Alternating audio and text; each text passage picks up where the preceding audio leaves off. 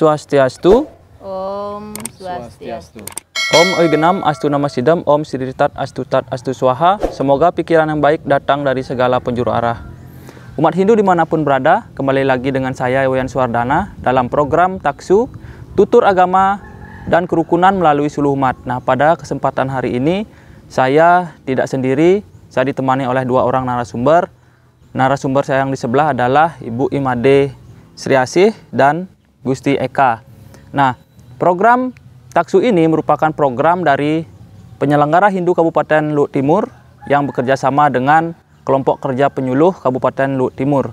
Nah, tentunya umat Hindu dimanapun berada, jangan lupa like, komen, dan subscribe-nya untuk mendukung channel kami, channel tentang keagamaan, agar bisa bermanfaat bagi kita semua. Nah, umat Hindu dimanapun berada, pada kesempatan hari ini kami akan membahas tema tentang makna penggunaan udeng dan mengapa wanita harus mengikat rambut saat ke pura. Tentunya umat Hindu dimanapun berada tidak semua mengetahui apa itu udeng dan tidak semua mengetahui tatanan atau etika menata rambut atau mengikat rambut pada saat kita masuk ke tempat suci atau ke pura. Nah, pada kesempatan kali inilah kita akan mengulas atau membahas agar memberikan manfaat kepada kita semua dan memahami apa yang kita bahas pada kesempatan hari ini. Tentunya yang pertama saya akan mengarah kepada Gusti Eka.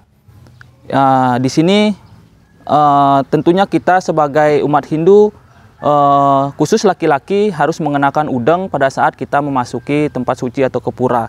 Nah, Gusti Eka, apa sebenarnya pengertian udeng itu? Biar bisa dijabarkan agar semua bisa mengetahui apa itu udeng. Silakan. Baik, terima kasih atas kesempatannya Titiang awali dengan mengucapkan salam panganjali. Om Swastiastu. Idadani umat Sudharma dimanapun berada, semoga kita semua dalam keadaan sehat dan masih taat dengan protokol kesehatan. Bahwa di pengantar sudah dijelaskan mengenai tentang busana adat ke pura. Ya, kalau untuk kaum laki-laki itu menggunakan udeng. Dan yang perempuan mengapa rambutnya harus diikat. Nanti akan dijelaskan sama Ibu Made. Khusus untuk Titiang akan membahas seputar udeng. Udeng adalah merupakan ikat kepala bagi kaum laki-laki, khususnya orang Bali gitu. Nah, kalau di daerah lain gitu kan, kita ini kan kaya dengan kebudayaan ya gitu. Khususnya busana adat itu banyak di daerah lain. Nah, kalau di Sunda namanya totopong namanya gitu. Kemudian kalau di Jawa ya, dikenal dengan blangkon seperti itu. Dan masih banyak sekali penutup kepala atau ikat kepala di masing-masing daerah.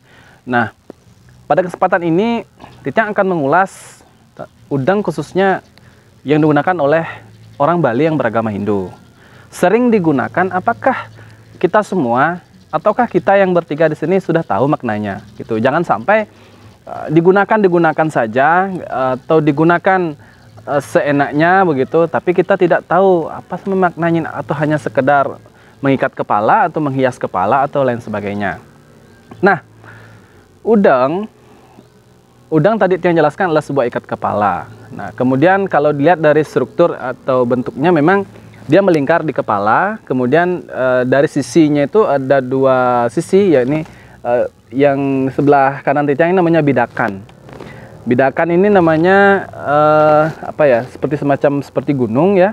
Kemudian ada bidakan sebelah kiri gitu. Kemudian ada ikatan simpul tengah gitu.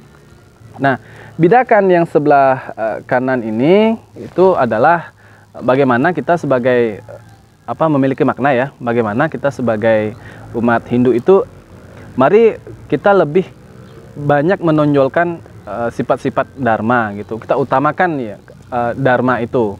Nah, begitu juga yang sebelah kiri kita minimalkanlah sifat-sifat adharma itu gitu. Diikat itu artinya untuk menyeimbangkan antara sifat dharma dan adharma gitu.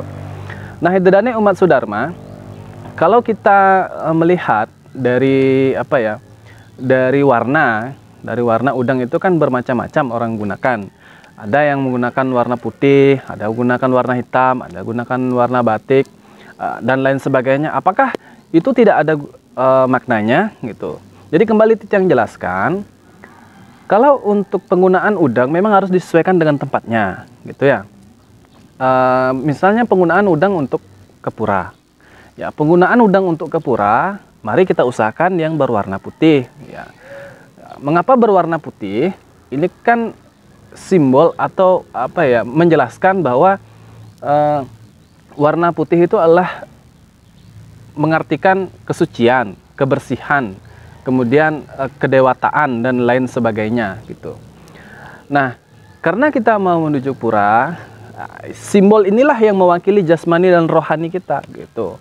Pakaian kita yang mewakili jasmani kita, bahwa kita sudah, kondisi kita ketika menuju pura itu sudah dalam kondisi yang bersih dan suci. Artinya jasmani dan rohani kita tuh dalam keadaan bersih dan suci itu.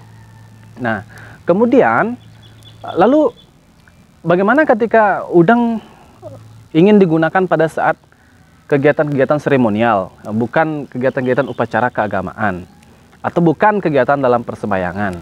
Nah, udang juga bisa digunakan ya pada saat acara seremonial, atau katakanlah ada pesta atau dan lain sebagainya, bukan acara keagamaan.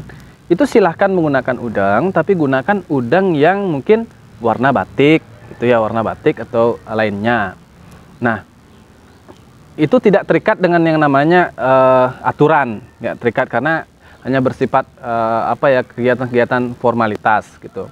Nah, kemudian untuk udang penggunaannya pada saat acara kedukaan, ya, pada umumnya menggunakan warna hitam, ya, menggunakan warna hitam. Ini apa? Menggambarkan kalau kita turut dalam kedukaan. Nah, hitam ini kan gelap ya. Dalam keadaan duka biasanya seseorang itu sedih. Biasanya seseorang itu bingung. Biasanya seseorang itu menangis atau dan lain sebagainya. Intinya pada saat itu adalah perasaan itu, perasaan apa ya? Perasaan tidak nyaman gitu. Sehingga warna hitam inilah mewakili kondisi kita yang terlibat dalam upacara kedukaan tersebut. Kita pun artinya dalam hal ini kedukaan itu kita miliki sama-sama. Makanya oleh karena itu apa ya, bentuk apa namanya, kebersamaannya diwakili dengan menggunakan pakaian hitam, kemudian juga udang yang warna hitam. Itu secara umum. Nah hidadane umat Sudharma,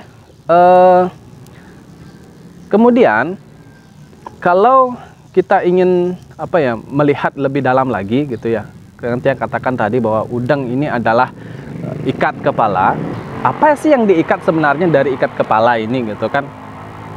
Yang diikat adalah pikiran kita, atau dalam arti yang lain kalau orang Bali menyebutnya secara umum ngikat manah, artinya mengikat pikiran, mengendalikan pikiran agar kita fokus pada suatu tujuan. Ya, kalau memang tujuannya untuk ke pura itu sembahyang, jangan ada pikiran lain lagi selain sembahyang. Itu maksudnya biar kita ini terfokus kepada yang ditujukan, yakni kepada Ida Sang Yang Widiwasa yang Maha Suci, diwakilkan dengan jasmani atau diwakilkan dengan pakaian kita yang putih itu tadi. Ya.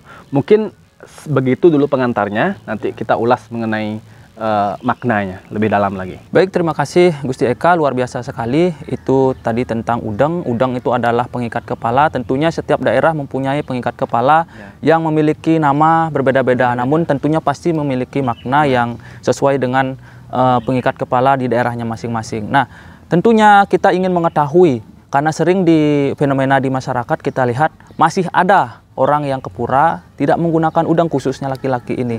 Jadi dalam hal ini wajib sekali kita sebagai laki-laki untuk mengenakan udangnya. Jadi makna yang lebih spesifik lagi agar kita bisa lebih memahami udang itu seperti apa lagi, Gusti Eka? Coba diberikan gambaran pada kita semua agar memahami lebih dalam tentang udang ini. Baik, terima kasih. Kembali Titiang jelaskan bahwa udang ini unik ya. Unik, kemudian warisan leluhur yang sampai saat ini masih dilestarikan oleh umat Hindu, khususnya orang Bali. Tadi sebelum masuk ke makna tadi Titiang singgung tentang ngikat kepala. Ini adalah yang sehubungan dengan ngikat manah atau mengendalikan pikiran. Jadi ketika kita memang memiliki tujuan yang suci, mari pikiran kita difokuskan kepada yang suci atau yang Ida Sang Hyang Widi maksudnya. Nah, mengapa ya kepala ini atau pikiran ini harus dikendalikan? Kan begitu dengan simbol udang gitu.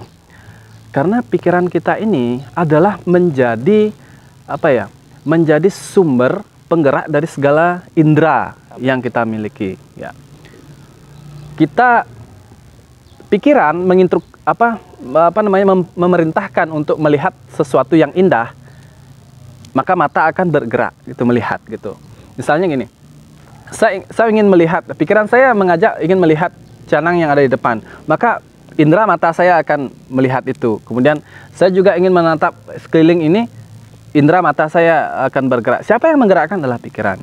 Nah, ketika kita dalam keadaan ingin ke pura, diusahakan, kan memang banyak sekeliling itu mungkin ada godaan atau apa gitu, tapi difokuskan lah. Misalnya mau sembahyang di pinggir jalan, tadi kita lihat dagang sate gitu misalnya. Kalau yang tergoda, singgah dulu lah makan gitu kan, ya kan, singgah dulu lah makan gitu. Tapi kalau yang nggak tergoda, entar aja lah dulu, nanti pulang dari pura baru kita beli gitu kan. Fokus pada tujuan. Iya, fokus sama tujuan dulu gitu kan. Nah, kalau kita sudah mohon maaf, dalam artian tidak kuat, ya, tidak kuat dengan godaan sekeliling kita ini, tujuan kita untuk sembahyang saat mau ke pura, ada penjual sate, makan dulu lah, habis makan kenyang, setelah kenyang ngantuk, atau tujuannya tidak terfokus, ya.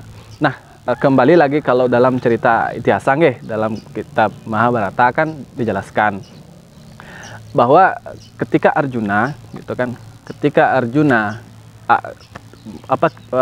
dalam keadaan ragu-ragu, maka Sri Krishna yang memberikan sebuah petuah bahwa janganlah kita ragu-ragu atau dikelilingi oleh kebingungan, karena terikat oleh indera-indera sekeliling kita gitu kan. Maka kalau kita kaitkan ke dalam diri, siapakah Sri Krishna itu? Sri Krishna adalah Atman di dalam diri kita yang memberikan sebuah pertimbangan. Ya.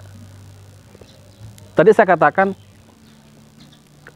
kalau mau ke pura, kita tadi ada penjual dengan sate gitu. Kalau kita melawan hati nurani atau suara Atman, suara kesadaran, kebenaran yang ada dalam diri kita, nggak usah singgah gitu. Kan begitu kan suara yang baik, nggak usah singgah, nanti aja pulangnya singgah baru kita makan gitu. Tapi kalau kita nggak mendengar, makan aja dulu, nanti aja sembahyang kita belakangan gitu. Jadi dalam cerita kalau kita kaitkan dengan kisah Mahabharata ini bahwa yang menjadi pengendali adalah Atman di dalam diri kita, itu dalam simbol Sri Krishna dalam cerita. Kemudian yang menjadi indera adalah kuda-kuda ini. Ya, kuda-kuda ini itu kan indera ini ada indera mata, indera pendengar, ada indera perasa dan lain sebagainya, itu adalah indera-indera itu. Kemudian yang menjadi karma atau yang bertindak nanti adalah Arjuna ini dalam kalau kita ceritakan begitu kan. Nah, ini sudah cukup jelas sehingga ketika kita mampu mengendalikan indera-indera yang ada dalam diri kita, astungkara ya, kita akan mendapatkan tujuan yang kita cita-citakan. Tapi kalau indera kita ini tidak kita kendalikan, kemudian kita tidak menimbang-nimbang apa yang muncul dari suara kebenaran itu, pasti kita akan terjebak yang namanya hawa nafsu, keinginan dan lain sebagainya. Nah, itulah kemudian kita diajak untuk lebih melakukan pengendalian diri gitu. Nah, Titiang jelaskan bahwa nenek moyang kita ini terdahulu begitu sangat luar biasa menitipkan warisan ini. Bahwa nenek moyang kita terdahulu menitipkan simbol udang ini adalah sebuah bagian dari petuah moral. Ya. Kalau menurut Tiang, bagian dari petuah moral. Baiknya kita sebagai umat manusia itu mari mensucikan diri, mari mengendalikan diri dengan mengedepankan salah satu ajaran. Ini kan salah satu banyak ajaran agama ini, yakni Trikaya Parisuddha. Ini berkata, kemudian berpikir, berbuat itu atau yang itu manacika, kaika, dan wacika, itu harus seimbang gitu. Kalau itu sudah seimbang, astungkara ya, tujuan dari agama Hindu moksartam jagadita yaca hidharma pasti akan tercapai. Nah, itu makna yang lebih mendalam. Kemudian yang ulas langsung saja dengan jenisnya ya, jenis udang. Kalau jenis udang itu ada 3. Ya. Udang yang kita gunakan pada saat ke pura itu namanya udang jejateran. Ya. Kemudian udang yang digunakan oleh kaum kesatria atau raja-raja itu namanya udang darah kepak. Ya. Kemudian udang atau penutup kepala yang digunakan oleh Jero Mangku ini namanya udang bebelatukan. Nah itu.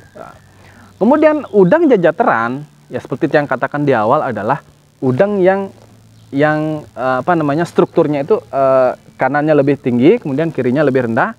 Itu menggambarkan bahwa mari kita mengutamakan Dharma. Dan kalau kita kaji dari sisi teologinya kalau udang sebelah kanan ini adalah simbol dari Dewa Brahma. Kalau sebelah kiri ini Wisnu, kemudian ikat kepala simpul nunggal itu adalah simbol dari Dewa Siwa. Makanya dalam udang ini kita sudah temukan bahwa umat Hindu menyatukan manifestasi Ida Sang Hyang Widiwasa itu ke dalam Trimurti. Luar biasa begitu ya. Bukan hanya sekedar dipakai saja, iya. namun memiliki makna yang luar biasa ya. Luar biasa begitu ya. Bayangkan penemuan ini gitu bagi tiang penemuan ini oleh leluhur kita terdahulu ini bagi tiang ini sudah sangat luar biasa. Ya, sangat luar biasa. Bayangkan Ida Sang Hyang Widi disemayamkan di dalam kepala kita gitu loh. Tuh, begitu luar biasanya. Nah, kalau udang yang digunakan oleh kaum ksatria, oleh raja, masih sama, masih ada bedakannya ini, tapi ditambahkan penutup kepala. Ya, itu yang tahu. Ditambahkan penutup kepala. Apa fungsi penutup kepala ini? Bahwa seorang pemimpin itu harus dapat melindungi dan memiliki kecerdasan. Itu idealnya seorang pemimpin gitu. Bisa melindungi juga memiliki kecerdasan. Nah, itulah harapan-harapan yang kalau dalam ajaran kepemimpinannya yang diharapkan oleh masyarakat. Bayangkan kalau pemimpin sudah bisa melindungi, cerdas pula, pasti negara atau yang dia pimpin masyarakatnya pasti hidup damai dan rukun. Nah, kemudian yang kedua ada itu udang bebelatukan, itu udang yang digunakan oleh Jero Mangku artinya melingkar di kepala kemudian tertutup gitu. Tapi tidak ada bidakan yang lebih tinggi atau lebih rendah.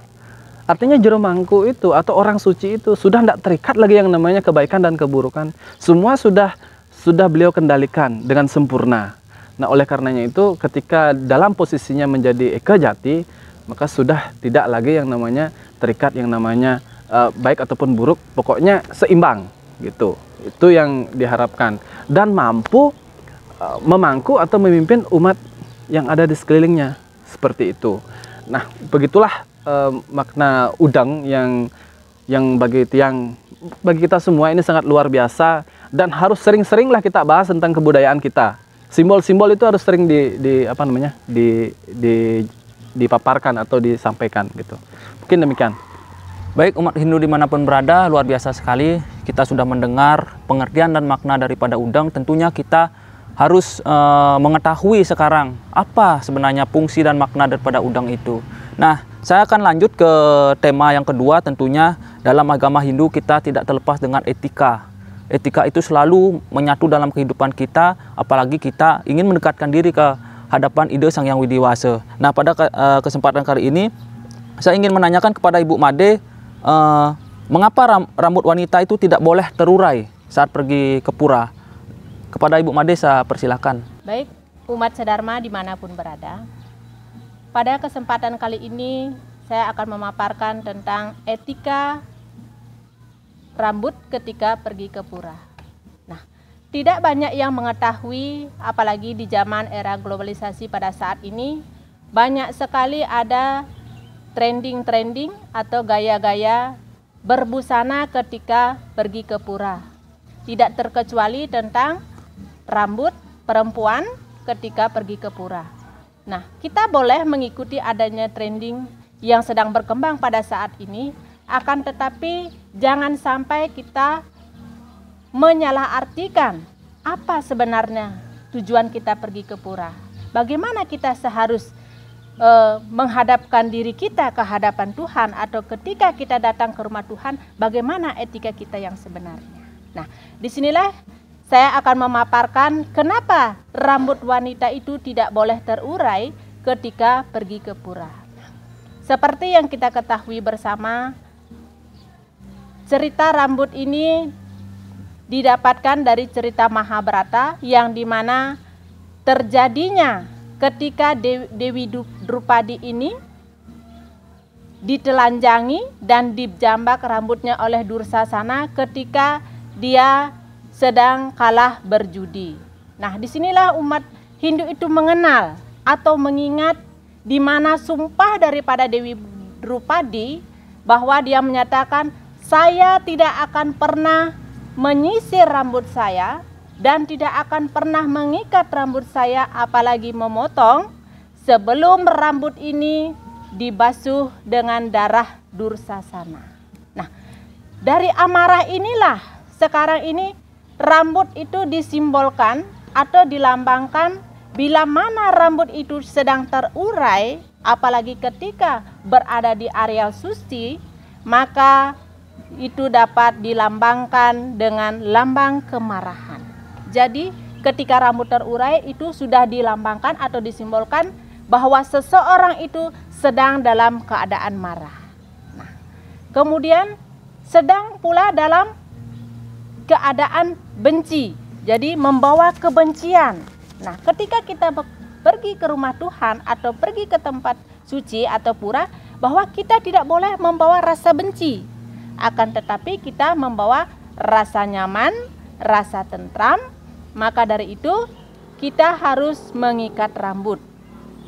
Nah, disitulah sekarang kita harus ketahui bersama bahwa rambut kita ketika pergi ke pura itu harus diikat dengan rapi. Nah, bila mana ada sehelai rambut saja jatuh di tempat suci, maka itu sudah dapat mengurangi kesucian pura. Jadi itulah pentingnya kita ketahui bersama bahwa rambut yang jatuh di tempat suci juga dapat membawa kekotoran, dapat mengurangi kesucian pura itu. Maka umat Hindu dimanapun berada, jadi patut kita ketahui ketika kita pergi ke pura harus dalam keadaan suci. Baik jasmani maupun rohani kita harus dalam keadaan suci. Maka seperti itu kira-kira Pak Wayan, kenapa rambut wanita itu tidak boleh digerai ketika pergi ke pura. Terima kasih Bu Made, luar biasa sekali penjelasannya. Jadi umat Sedharma dimanapun berada, itulah pemaparan kita pada kesempatan kali ini. Kita sudah mengetahui makna daripada udang dan mengapa harus mengikat rambut saat ke pura khusus bagi wanita. Saya Iwayan Suwardana pamit undur diri pada kesempatan kali ini dalam program Taksu, dan tidak lupa saya mengucapkan terima kasih kepada pengurus adat dan parisada Desa Solo karena telah memberikan tempat melaksanakan program Taksu di Pura Catur Dharma Kertiasa. Nah, saya beserta tim yang bertugas pada kesempatan kali ini pamit undur diri dengan pengucapan Paramasanti. Saya akhiri dengan Paramasanti. Om Santi Santi Santi Om.